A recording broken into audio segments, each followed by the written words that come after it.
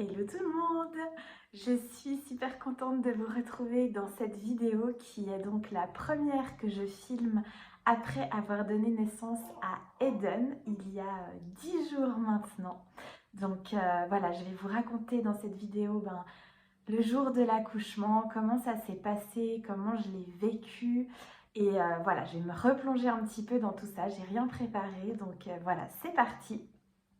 Si vous entendez des petits bruits de gazouillis derrière, c'est parce que j'ai mon petit assistant qui est tranquillement installé et qui voilà, fait sa petite vie. Peut-être qu'il va s'endormir, on verra. Voilà, du coup, en ce qui concerne la préparation à l'accouchement, je vous avais fait une vidéo il y a quelques temps pour vous expliquer un petit peu comment je me préparais. Donc voilà, vous pouvez vraiment vous référer à ça si jamais ça vous intéresse. J'ai pas fait grand chose de plus depuis que j'ai tourné cette vidéo, à part toujours vraiment me connecter à mon corps, à ses besoins, à ses ressentis, vraiment essayer, quand je sentais par exemple une douleur qui me traversait X ou Y, donc avant d'accoucher, de vraiment laisser la douleur me traverser et vraiment l'accompagner pour m'habituer un petit peu à ce qui allait m'attendre le jour J. Et puis j'ai aussi une collègue participante à la retraite silencieuse, je te fais plein de bisous si tu passes par là, qui m'avait euh, encouragée à écouter des audios de sophrologie qui, elle, l'avaient beaucoup aidée pour la préparation à son accouchement. Donc si jamais je vous mettrai la référence des audios dans la barre d'infos. Donc j'en ai écouté quelques-uns. Pour tout vous dire, je me suis endormie à chaque fois. Il y avait des exercices qui étaient proposés, mais moi je sentais que j'avais juste besoin d'introspecter ce que la personne dit dans ses audios sans forcément me mettre en mouvement. Et du coup, voilà, je me suis endormie à chacun des audios. Donc je ne peux pas vraiment vous dire à quel point ça a participé ou pas. Je pense qu'il y a des choses au niveau de mon inconscient qui ont dû aussi travailler pour cette préparation. Et puis le jour J est arrivé. Il est arrivé à J+4 du terme officiel.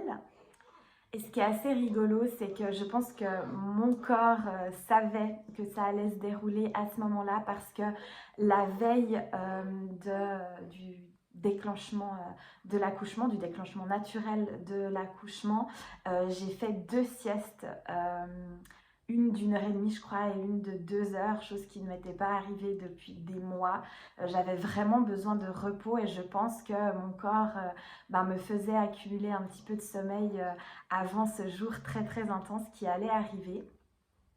Et puis le jour J, le matin, j'étais chez moi et puis je me disais, bon, cet après-midi, peut-être qu'on ira à la piscine ou bien j'avais 2-3 petites courses que je voulais faire.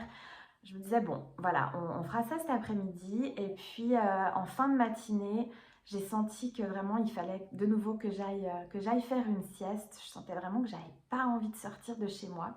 Donc, je me suis mise dans mon lit vers 11h30 midi, comme ça. J'ai dormi un petit moment. Et puis ensuite, je me suis réveillée voilà, vers 13h, 13h30 et j'étais toujours dans un état où j'avais juste pas envie de bouger de mon lit. Oui, donc en fait, les 3/4 du travail concernant mon accouchement s'est fait dans cette pièce, dans ma chambre. Voilà, et puis le quart restant s'est fait juste à côté dans la chambre de Eden. Voilà, et du coup, vers 14h, je me suis levée pour aller aux toilettes et j'ai senti du liquide qui coulait dans mon sous-vêtement. Mais c'était une quantité, alors, plus importante que les petites pertes que j'avais pu avoir durant la grossesse, mais c'était pas non plus énorme, énorme. Donc, je me suis dit, tiens, est-ce que je suis en train de perdre les os ou bien pas? J'étais pas vraiment sûre. Donc voilà, je suis allée aux toilettes, je me suis remise au lit. À ce moment-là, je sais que j'ai appelé David, il était chez lui en train de travailler.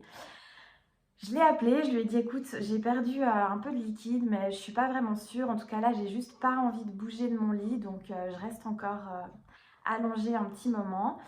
J'ai quand même fait une capture d'écran parce qu'on s'appelle toujours en vidéo. J'ai quand même fait une capture d'écran en me disant c'est peut-être quand même le moment. Il y a peut-être quelque chose qui va évoluer dans la journée. Donc j'avais envie voilà, de garder un souvenir de ce moment-là.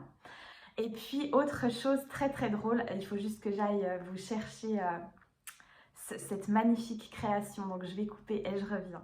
Voilà, je vais pouvoir vous montrer la création qui a été réalisée par une de mes clientes qui souhaitait m'offrir ou marquer en fait ce passage entre ben voilà, cette fin de grossesse et ce moment où j'allais donner naissance à Eden. Et du coup, elle m'a fait voilà, cette magnifique création avec cette petite fée.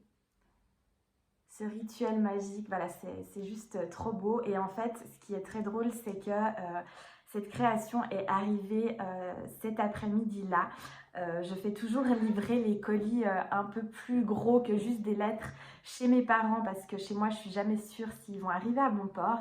Et en fait, ma maman m'a écrit en début d'après-midi pour me dire que j'avais reçu un colis. Elle est venue me l'apporter et donc voilà, c'était...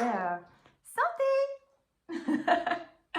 C'était ça et j'étais là, mais c'est incroyable la synchronicité. J'ai mis sur Instagram d'ailleurs quelques jours après à quel point j'ai jamais eu une synchronicité aussi grande, juste incroyable.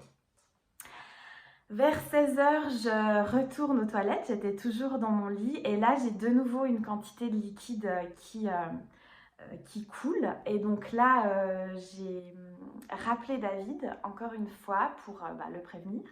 Et puis, j'ai appelé ma sage-femme Elodie, ma sage-femme d'amour. Si tu passes par là, vraiment, ça pouvait pas être mieux que toi pour m'accompagner dans ce passage. Donc voilà, je l'ai appelée en fait pour juste lui poser la question parce que je pensais, je ne m'étais pas vraiment renseignée, mais que quand on perdait les os, c'était vraiment en une fois et qu'il n'y avait pas de doute. Donc voilà, je lui pose la question, mais est-ce qu'on peut perdre les os en plusieurs fois? Je lui explique la quantité de liquide que j'ai perdu et puis elle me confirme que effectivement oui, c'est possible. Et donc là, je comprends que ça y est, le pré-travail, on va dire, a commencé parce que j'avais pas encore vraiment de sensations au niveau de mon ventre ou vraiment très très légère comme j'avais pu avoir durant la grossesse. Donc je comprends que ça y est, on va rencontrer notre petit bout de chou. Autre chose très très belle, je trouve, c'est que ce jour-là, c'était justement l'anniversaire d'Elodie, notre sage-femme. Donc voilà, ce petit bout de chou a décidé de commencer sa venue le jour de l'anniversaire de notre sage-femme. Donc trop trop beau clin d'œil. Et du coup, Elodie me dit qu'elle va venir me faire un contrôle, déjà un premier contrôle vers 18h pour voir où on en est. Elle avait un souper d'anniversaire de prévu dans la région. Et de toute façon, elle savait que j'avais envie de... J'aurais besoin en tout cas de moments où j'allais me mettre dans ma bulle, où j'allais avoir envie d'être seule pendant le travail. Donc elle m'a dit, si ça te va, je viens contrôler à 18h. Suivant où on en est, je vais à mon souper. Tu m'appelles dès que tu as besoin et puis on y va comme ça. Du coup, je raccroche le téléphone, je rappelle David pour lui dire que ça y est, c'est vraiment confirmé et qu'il va pouvoir se préparer à venir. Il avait quelques petites courses encore à faire.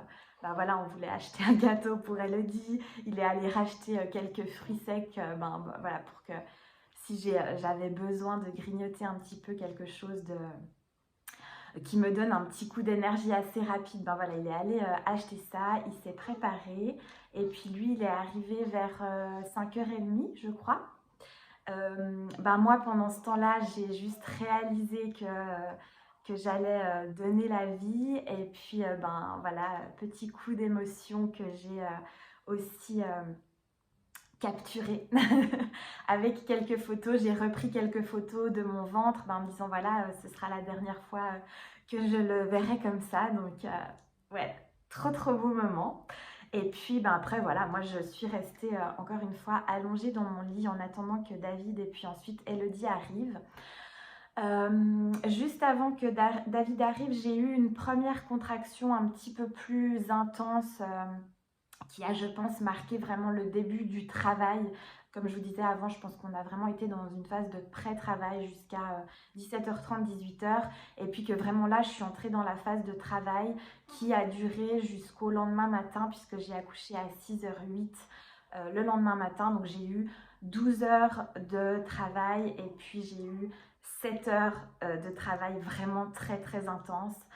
Parce que moi, jusqu'à 23h, je me disais... Bah, je comprends pas pourquoi il y en a qui demandent la péridurale, hein, c'est vraiment gérable.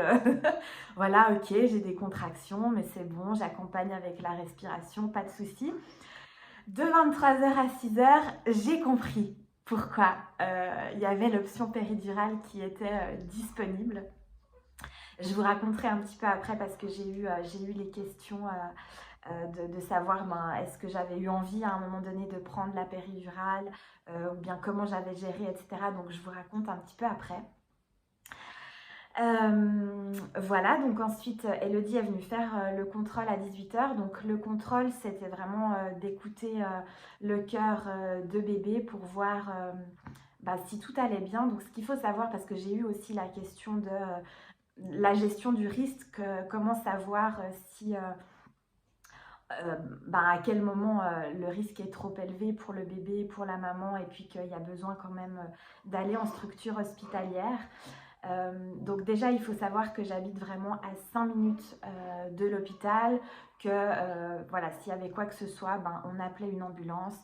Ils venaient me chercher puisque je suis au 3e étage sans ascenseur, donc s'il y avait eu quoi que ce soit, je ne pense pas que j'aurais descendu moi-même les marches, mais ils auraient pu venir me chercher assez rapidement. Et puis que, voilà, Elodie nous avait vraiment expliqué les causes potentielles d'un transfert qui étaient notamment une baisse de l'activité cardiaque d'Eden. Elles ont vraiment une manière de mesurer, parce qu'il peut y avoir des petites baisses qui ne sont pas alarmantes, j'espère que je l'explique juste. Il peut y avoir des baisses qui ne sont pas alarmantes, mais en regardant l'activité cardiaque hors contraction et pendant une contraction, il y a vraiment moyen de mesurer le risque. Donc ça aurait été une raison d'un transfert. Si le travail n'avançait pas, ça c'est aussi, alors je ne sais pas quels sont les paramètres pour mesurer ça et puis quel est le délai, mais voilà, si le travail n'avançait pas assez vite, entre guillemets, c'est aussi une raison de transfert. Si je demandais la péridurale, bien évidemment. Ensuite, une fois que Eden était sorti, si le placenta mettait trop de temps à sortir, ou bien forcément s'il y avait une hémorragie de la délivrance ou autre, ça c'est aussi une raison de transfert. Je crois que c'est les principales, il y en a peut-être encore certaines autres, mais voilà, c'est les principales. Voilà, donc à 18h, elle a contrôlé son cœur, tout allait bien. Elle m'a aussi contrôlé le col à ce moment-là. Elle m'avait dit voilà, qu'elle contrôlait le col quand c'était nécessaire, mais qu'il n'y avait pas entre guillemets, d'abus à ce moment-là, qu'elle n'allait pas le contrôler juste pour le fun, mais que c'était vraiment, quand elle allait devoir le contrôler, c'était des étapes vraiment nécessaires. Donc j'étais dilatée à 1, il me semble, à ce moment-là, à 18h, donc encore pas grand-chose, mais le travail s'était quand même mis en route. Et du coup, voilà, ensuite elle est allée profiter de sa soirée d'anniversaire en nous demandant de la rappeler quand j'avais une contraction toutes les 5 minutes pendant 1 heure. Donc voilà, et puis du coup, moi à ce moment-là, j'avais vraiment besoin d'être dans ma bulle, j'avais pas envie de parler, surtout qu'on sait que trop de dialogue, trop de langage, ça peut vraiment ralentir le travail, on va dire. Donc j'avais besoin un petit peu d'être dans ma bulle. On a quand même mangé quelque chose vers 19h avec David. Je me suis dit bon, allez, je vais quand même manger un truc, j'avais un petit peu faim et puis je pense que j'avais besoin d'énergie.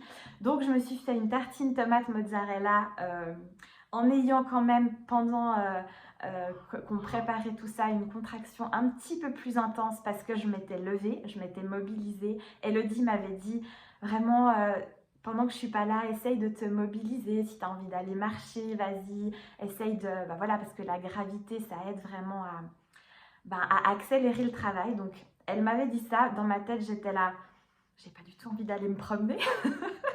Donc, du coup, voilà. Mais là, en me mobilisant pour aller manger quelque chose, ben, j'ai eu une contraction plus importante.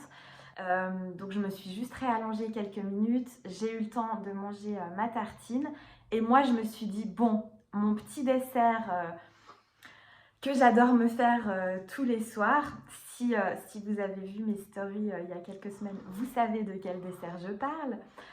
Bon, je vais vous le dire ici, mais je me fais tous les soirs, mais c'est une tuerie. Une tranche de pain aux fruits, un peu de purée de cacahuètes et un carré de chocolat noir aux noisettes. C'est juste une tuerie, je me fais ça tous les soirs, j'adore. Et je me suis dit, bah mon dessert, parce que je pense que je vais accoucher, peut-être au début de la nuit ou quelque chose comme ça, ou peut-être vers 1h, 2h. Mon dessert, je me le ferai à ce moment-là. Bon, finalement, j'ai accouché le matin suivant. Donc voilà, et puis après, ouais, je suis allée me recoucher en disant à David, voilà, j'ai besoin d'être tranquille, d'être dans ma bulle.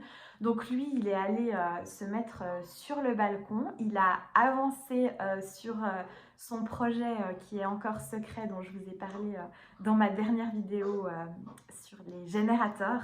Donc il a vachement avancé sur son projet pendant que moi j'étais là tranquille toute seule. Il venait checker de temps en temps, mais voilà, moi j'étais vraiment bien. Et puis vers 22h, ça s'est vraiment accéléré. Et puis à ce moment-là, j'ai eu vraiment ces contractions un peu plus intenses toutes les 5 minutes.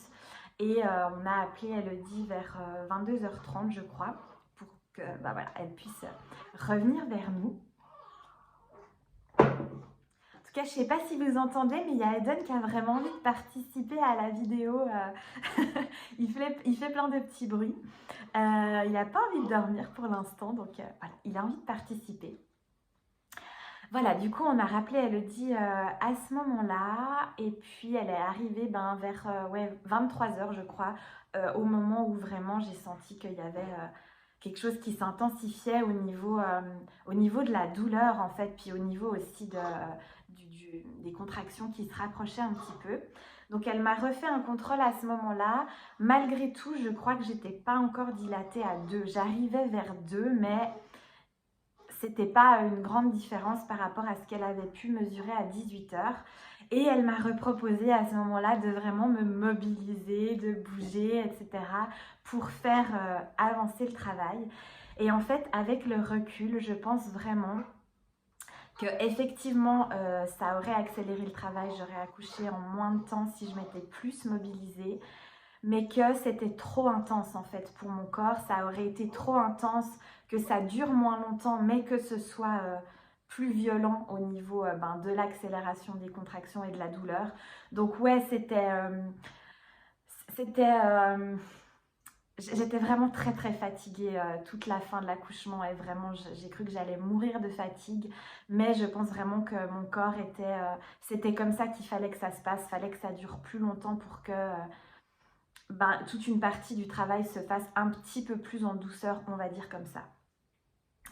Donc ouais, je me suis pas du tout mobilisée jusqu'à 2h, quelque chose comme ça. Et puis pareil, Elodie, j'ai fait un post aussi pour la remercier, pour remercier David parce que vraiment, ils ont tellement respecté mon fonctionnement et ce besoin que j'avais de vraiment être toute seule la majorité du temps où j'étais dans la chambre, en fait, j'avais besoin d'être seule, j'avais besoin j'avais pas besoin qu'on me parle en fait. Il y a eu quelques fois où Elodie m'a juste encouragée pour me dire voilà, c'est juste comme tu fais avec la respiration. J'essayais vraiment aussi d'utiliser, si j'utilisais des sons, d'utiliser des sons graves parce qu'il y a vraiment une connexion entre la gorge et le périnée, et plus on fait des sons graves, plus ça va permettre d'ouvrir le col, et plus on fait des sons aigus, plus ça risque de ne pas l'ouvrir. Donc voilà, j'essayais vraiment, même si c'était pas toujours évident, hein, et puis de pas du tout me crisper, ou en tout cas si je me crispais, de vraiment pas crisper toute la zone du ventre, du bassin, etc. J'ai vraiment essayé de faire mon maximum, et que si je crispais, à un moment donné, Elodie m'a dit détends ta main. Donc j'ai vraiment essayé, et que si tout d'un coup je crispais une petite partie de mon corps, que entre les contractions, j'arrive à détendre tout ça. Voilà, petite coupure parce que je crois que monsieur avait très très envie de participer un petit peu de plus près à la vidéo. Donc si vous voyez passer des petites mains, il est là avec nous. Hein? Ouais. Voilà, donc je vous parlais de cette gestion des contractions que j'essayais vraiment de faire de mon mieux possible, on va dire. Il me semble que c'est vers 2h du matin où Elodie m'a refait un contrôle du col. Et à ce moment-là, elle m'a dit « ça avance ». Ça avance. Elle ne m'a pas donné le chiffre et je lui en ai pas reparlé. Il faudrait qu'on en rediscute. Mais je me demande si elle m'a pas donné... elle a évité de me donner à combien j'étais dilatée pour pas que ça me fasse perdre espoir dans la continuité du travail. Donc je pense que je ne devais pas être dilatée au-delà de 5, je sais pas, mais j'ai senti en tout cas qu'elle m'a dit « ça avance ma Florine, ça avance, ok ». Et puis elle m'a dit « mais ce serait quand même bien de te mobiliser ». Alors j'ai essayé vraiment un petit peu à ce moment-là de bouger mon bassin, de me mettre à genoux, etc. Et en fait, je sentais que je tenais pas du tout sur mes bras, j'étais épuisée et effectivement, je sentais que ça accélérait le travail. Et puis à ce moment-là, j'ai senti que j'avais besoin de vomir. Donc rapidement, David m'a amené une cuvette. J'avais senti à un moment avant que peut-être j'allais devoir vomir. Donc je lui avais dit, si jamais la cuvette, elle se trouve à cet endroit-là. Donc il me l'a amené. J'ai vomi du liquide. Donc j'avais vraiment mon repas d'avant, je l'avais bien assimilé parce que j'ai vomi que du liquide. Génial, génial cette petite étape, ma foi c'est comme ça. Mais bon, j'avais Elodie qui m'encourageait, qui me disait mais voilà, ça te fait de la place, c'est bien, etc. Et puis oui, chose aussi intéressante parce que moi j'avais vraiment visualisé que j'allais donner naissance à ce petit bout de chou dans sa chambre en fait. On avait... Elodie nous avait amené la piscine quelques jours avant, le bassin pour que si j'avais envie de me mettre dans l'eau, ce soit possible. David avait gonflé le bassin en début de soirée et puis Elodie m'avait proposé déjà un petit moment avant si je voulais pas aller dans l'eau et j'avais dit non, j'avais pas envie. Et puis à ce moment-là, elle m'a reproposé disant mais ce serait quand même bien que tu ailles dans l'eau et tout. Et à ce moment-là, j'ai senti que ok, c'était bon, j'étais prête à le faire. Donc ils ont commencé, mes deux super partenaires d'accouchement ont commencé à remplir le bassin dans la chambre d'à côté.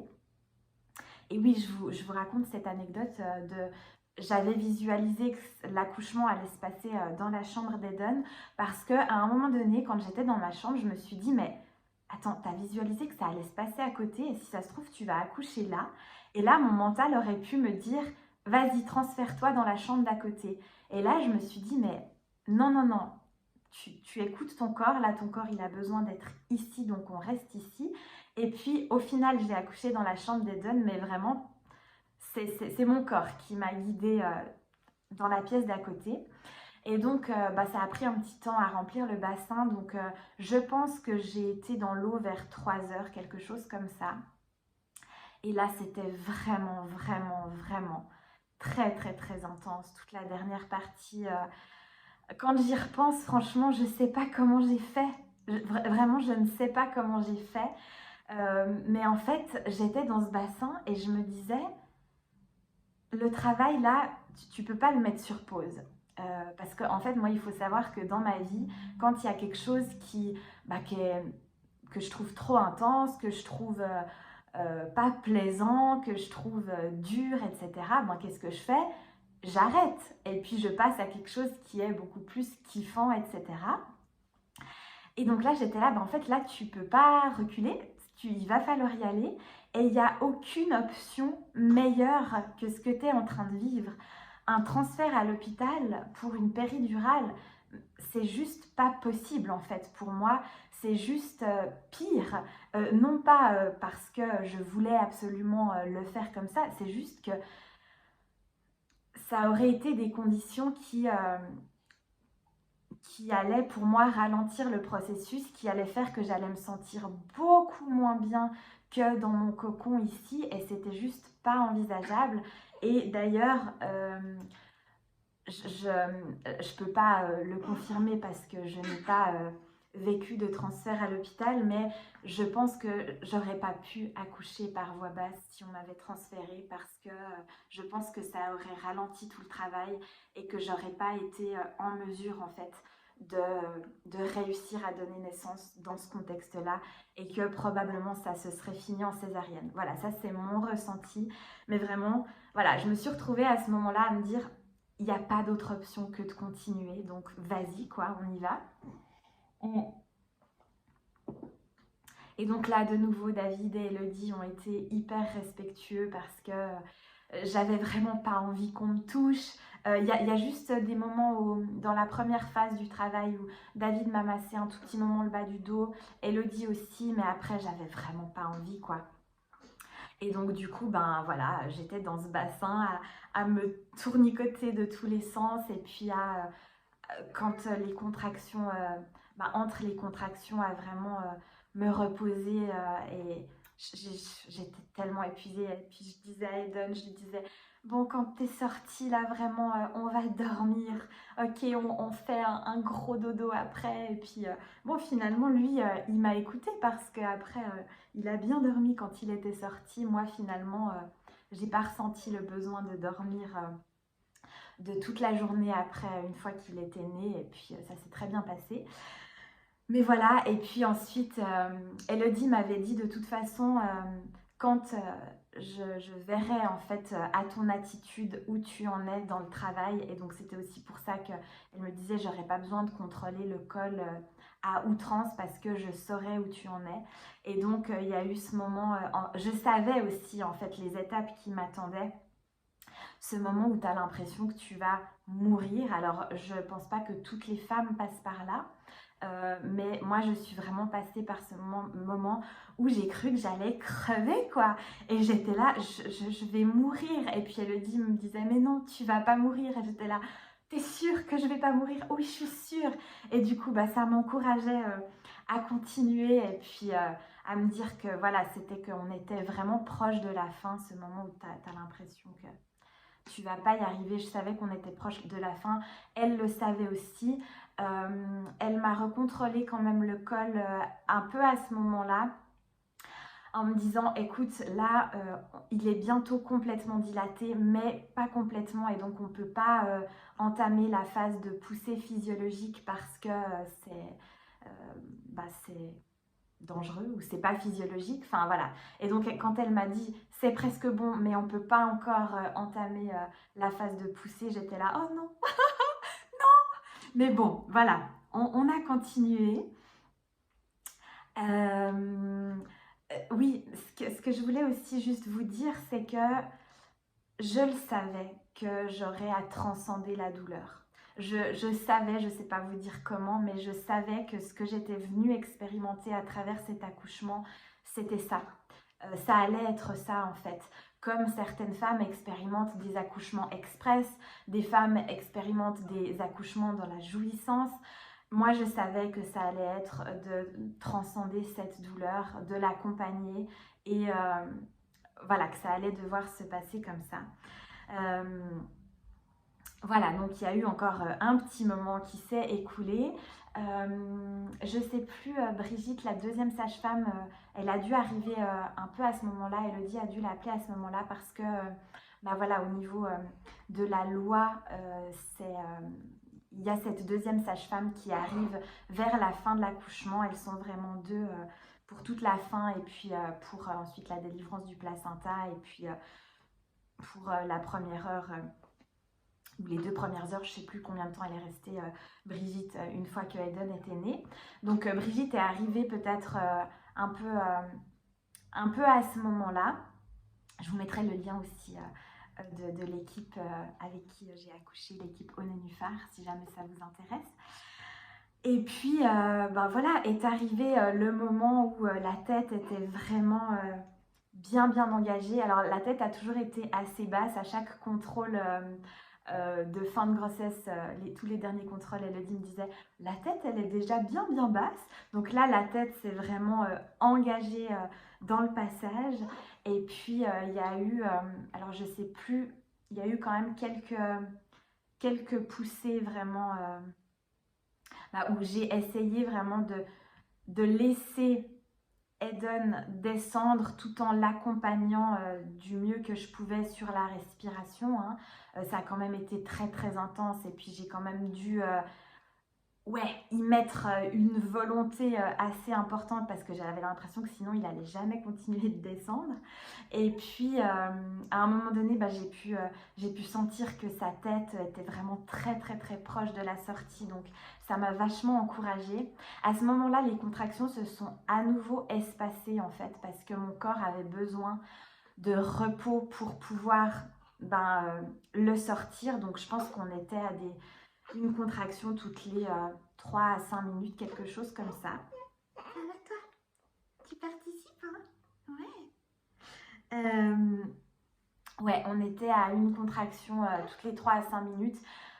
Et voilà, il y a eu le moment où la tête est sortie. Bon, ce sera une fin de vidéo en miam du coup. D'habitude, David est là avec moi, mais du coup, là, il a été coaché ce matin, donc il va revenir vers nous tout à l'heure. Voilà, donc il y a eu vraiment ce moment où la tête est sortie. Juste avant ça, Elodie m'a dit « Tu pousses tant que je te le dis et quand je te dis d'arrêter, tu arrêtes. » Et donc, voilà, j'ai eu une grosse poussée. La tête est sortie, c'était incroyable. Et en fait, le corps a suivi tout de suite.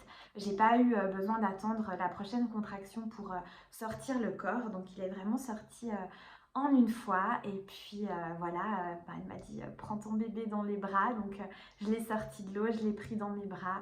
Il a tout de suite crié parce qu'il faut savoir que parfois, dans les accouchements dans l'eau, le bébé ne donne pas de signes, entre guillemets, de vie tout de suite. Il peut rester un petit peu amorphe pendant, je sais pas, quelques secondes, quelques minutes. Donc c'est tout à fait normal, surtout si la sage-femme autour ne s'alarme pas, c'est tout à fait normal. Mais voilà, là, lui, il a tout de suite crié, il a tout de suite eu les yeux ouverts et c'était juste magique, quoi, comme moment de le rencontrer comme ça et c'était tellement beau. Et voilà, du coup, on a fait connaissance pendant quelques minutes. Je ne sais pas combien de temps ça a duré où je suis restée comme ça dans l'eau. Et puis ensuite, Elodie m'a proposé de sortir de l'eau, que vraiment je me mette au chaud, qu'on puisse mettre de nous chaud. Et puis qu'on attende de voir si le placenta sortait aussi. Donc voilà, je me suis installée sur le petit lit qui est aussi dans sa chambre. Et puis voilà, j'ai toute ma petite team qui m'a apporté de quoi me réchauffer parce qu'à ce moment-là, je tremblais de froid. Donc ils ont vraiment fait en sorte que je reste au chaud parce que le froid, c'est aussi quelque chose qui va ralentir la délivrance du placenta. Donc, et la chaleur, quelque chose qui va accélérer ça. Donc voilà, du coup, on s'est mis au chaud. Et puis, au bout d'un moment, Elodie est revenue vers moi pour me dire là, ce serait quand même bien que le placenta sorte. Il n'est pas sorti de lui-même, mais elle m'a dit ce serait quand même bien parce qu'on arrivait dans le délai où sinon, elle allait devoir réfléchir à un transfert, bien que je pense qu'on savait tous que là, ça allait être... il allait sortir ce placenta. Donc voilà, elle m'a demandé... à nouveau de pousser sur quelques fois et puis il a fini par sortir donc parfait, donc magnifique. Euh, je suis trop heureuse que ça ait pu se dérouler comme ça et en même temps, ben, je me suis vraiment sentie actrice du processus, actrice dans la préparation et puis sur le moment aussi, quoi, vraiment, je, je, je pense que j'ai participé au fait que ça ait pu se dérouler comme ça. Et puis, s'il y avait eu une complication et puis qu'on avait dû être transféré, comme je l'avais déjà dit, ben, j'aurais accepté que ça se passe comme ça parce que je pense que tout est juste et que tout arrive pour une raison. Mais voilà, là, je devais vraiment le vivre comme ça et j'en suis pleinement heureuse. Je suis pleinement heureuse qu'il ait pu ben, naître dans son petit cocon et puis... j'ai vraiment l'impression que ça lui a fait du bien à lui aussi. Donc, c'est juste merveilleux. On m'a posé la question aussi de comment je m'étais sentie à l'aise par rapport au fait que bah, voilà, j'ai des voisins et puis par rapport au fait de laisser s'exprimer la douleur quand il y en avait besoin. Alors ce qui est assez rigolo, c'est que le jour d'avant l'accouchement, je disais à David, franchement, dans mon fonctionnement, et puis comme je vois le truc, je pense pas que je vais gueuler. Alors je lui ai dit, je pense pas que je vais gueuler comme une truie, quoi. Bon, le jour d'après l'accouchement, je lui ai dit, bon, bah finalement, oui.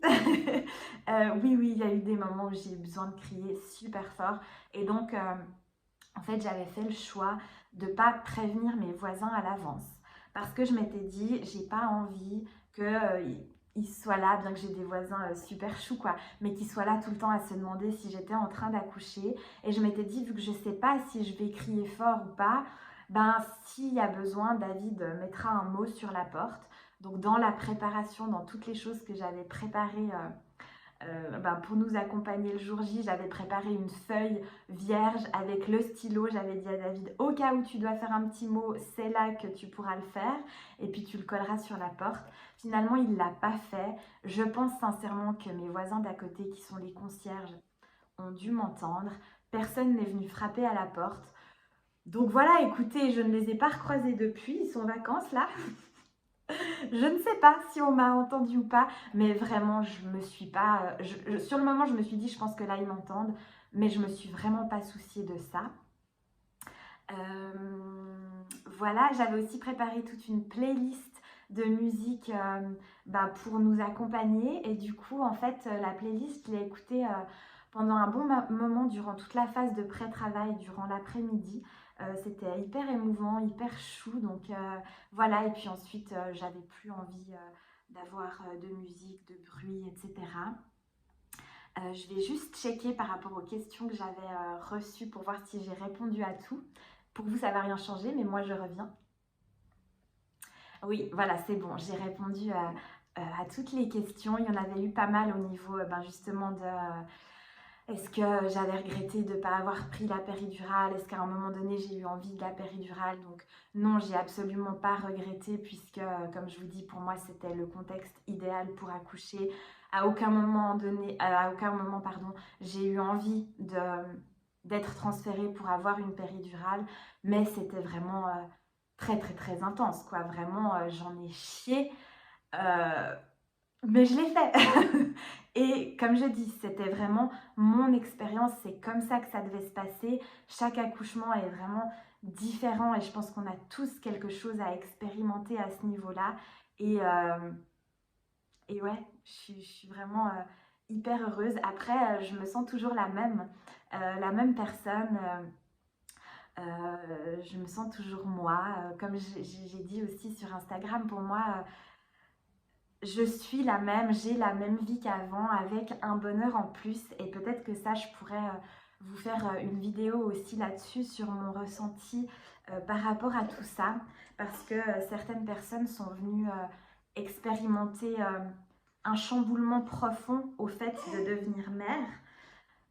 Moi c'est pas mon cas, c'est plus une évidence qui s'ajoute à ma vie. C'est très très doux en fait ce qui se passe dans mon ressenti. Et puis voilà, je pourrais aussi peut-être vous partager ben, comment je gère depuis son arrivée au niveau de la gestion de mon énergie, ma fameuse énergie de projecteur. comment je fais pour gérer parce qu'il y a plein de choses qui m'aident et qui m'accompagnent. Et il y a vraiment un équilibre qui s'est fait depuis le premier jour. Donc voilà, j'adore. C'est trop trop bien. Je suis super heureuse, on est super heureux. Il a l'air super heureux, donc c'est vraiment l'essentiel. Voilà, ça y est, il dort. C'est le moment de clôturer. Eden a sonné la fin de cette vidéo, donc je vais m'arrêter là. N'hésitez pas si vous avez des questions, si vous avez envie de partager votre expérience à vous, ou bien si vous avez un projet d'accouchement à domicile. Voilà, j'espère que j'ai répondu à tout et que j'ai dit tout ce que j'avais envie de dire. Je vous fais plein de gros bisous, prenez soin de vous, croyez en ce qui est juste pour vous, et puis voilà, à tout bientôt!